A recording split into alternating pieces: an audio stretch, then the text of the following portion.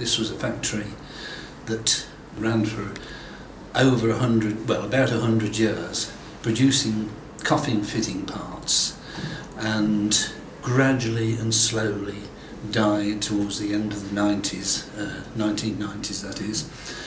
And one day the owner must have locked the door and gone and felt ill and never come back to it.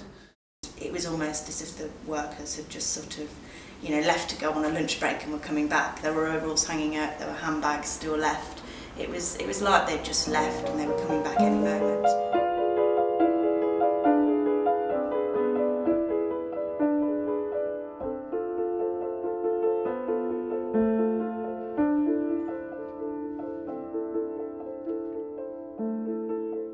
The general reason for the decline of the coffin works was a decline in kind of the ceremonial practices surrounding death.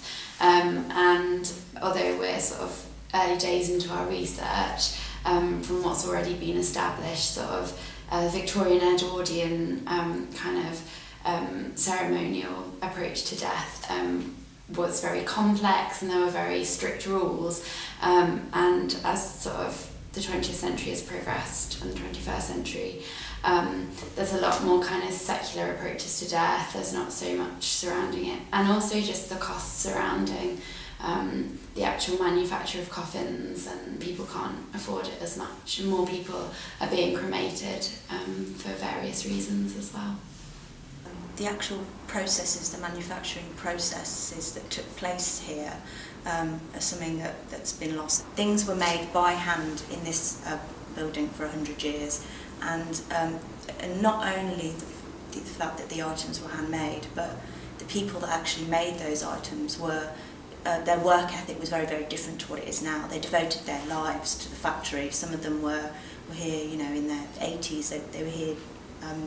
They were here, 50, 60 years, and they really believed in the company and really believed in what they were doing and the business. And so it's a different sort of work ethic, very Victorian way of working that doesn't really exist now.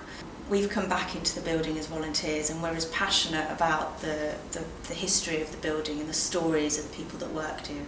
I think we're probably as passionate as the people that actually worked here themselves. And so bringing those stories back to life and bringing back to life the processes that took place here, and showing people, taking them on a journey back to that place when the factory was working. I think, we've definitely brought back some of that.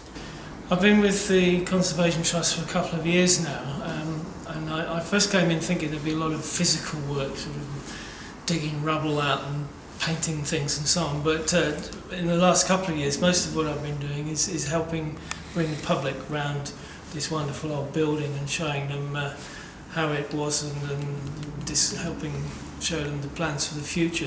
When I retired, I realised one of the things that I was fond of was old buildings that had been abandoned, and I had previously done some work on the history of an old building, and I'm kind of fascinated both by the architecture and the role of the building, and also to see historical buildings preserved or conserved rather than smashed down and replaced by concrete and glass. So there's a bit of me that sort of has a respect for these older buildings that I'd quite like to carry on. I really enjoyed doing tours of the coffin works and sort of going back in time to, when the factory was a working factory, and learning the stories of the people that worked here. And I love being able to sort of take visitors on a journey back into time and share those stories of the people that worked here, and sort of bring the factory back to life. I've walked past the streets here many times and just, never thought, there's the old Coffin Works factory here, could go back to see it, could see this story, and I think especially the stories of the workers and people who ran it. That was very, very interesting. And I just wanted to come and see it before it's all gone, because most of the history now is just getting wiped out in a lot of cities. It's nice to see a bit of history, like. As a sort of piece of heritage, it just stands on its own. It's wonderful. My name is Jahyun, and I'm a student from Warwick University, and I'm doing a work placement at the Birmingham Conservation Trust. and my role here is to do some research about setting up a supporters group for Birmingham Conservation Trust. One positive thing is there are a lot of young volunteers, which is very unusual to conservation trust or these kind of things. I think that's a really good thing. Yeah.